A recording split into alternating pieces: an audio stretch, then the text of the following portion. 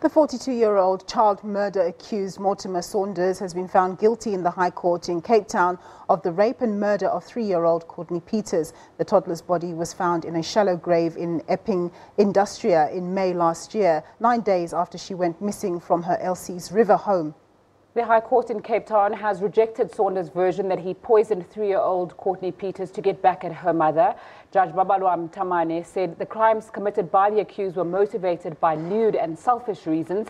She earlier said Saunders lived in Pieters' home and was her father's best friend, and he abused his position of trust as Courtney was a young and defenseless child.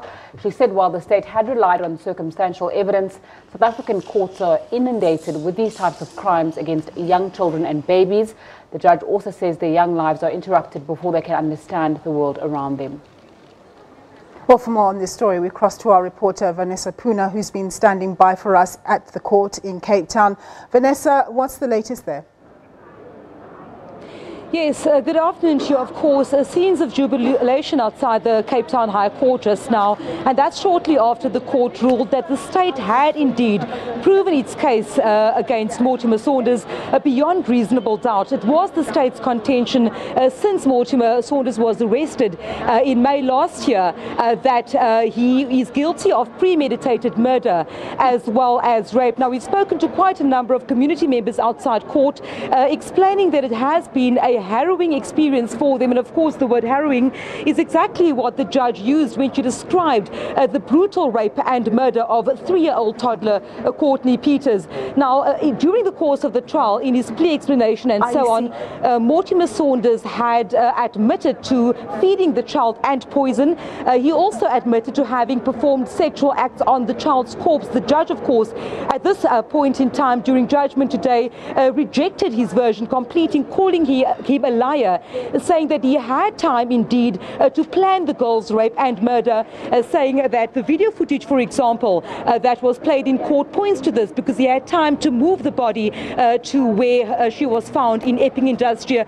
Of course, the state has welcomed the ruling today, and joining me is Eric Ntabazalila from the NPA. Eric, you called this just now a victory, not just in this matter, but also a victory for the fight against violence against young children and women across South Africa. Yes, it is a victory, although it comes at the back of a very unfortunate incident, which not only shocked the Western Cape, but the rest of South Africa, and I believe some parts of the world. We welcome the outcome. It's a step towards ensuring justice for Courtney, and not only for her, for other victims of violence in the Western Cape, especially for women and children. Moving on from here, we'll be asking the court to impose the prescribed minimum sentence for each of the charges, which will be life imprisonment for the rape of a minor, as well as life imprisonment for the premeditated murder.